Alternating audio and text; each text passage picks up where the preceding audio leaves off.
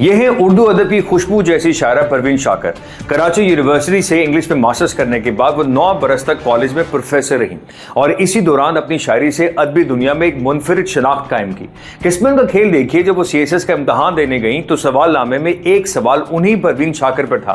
कामयाबी के बाद इस्लामाबाद में डिप्टी कलेक्टर कस्टम्स तैनात हुई। दिसंबर 1994 की एक सुबह पूरे पाकिस्तान को सोगवार कर गई जब शाहर दस्तूर पर एक तेज रफ्तार बस ने उनकी गाड़ी को टक्कर मारी। अगले ही दिन अखबारात ने ये दिल दहलाने वाली सुर्खी छापी, खुशबू की शायरा परवीन शाकर हम में नहीं रही। उनकी शादी अपने खालाजाद डॉक्टर नसीर से हुई, मगर रिश्ता ज्यादा देर तक ना चल सका और तलाक पर खत्म हुआ। इस दुख को उन्होंने अपने मशहूर शेर में कुछ यूं बयान किया था, कैसे कह दूं कि मुझे छोड़ दिया है उसने, बात तो सच है मगर बात है रुसवाई की। वो इंडिया पाकिस्तान की पहली शायरा थी जिन्होंने शायरी में साइंटिफिक टर्म्स को इस्तेमाल किया। अपने मशहूर नज़म में वो लिखती हैं, सो आफियत इसी में है कि हम अंधेरे में रहें और अपने न्यूट्रॉन से ताल्लुकात ठीक रखें।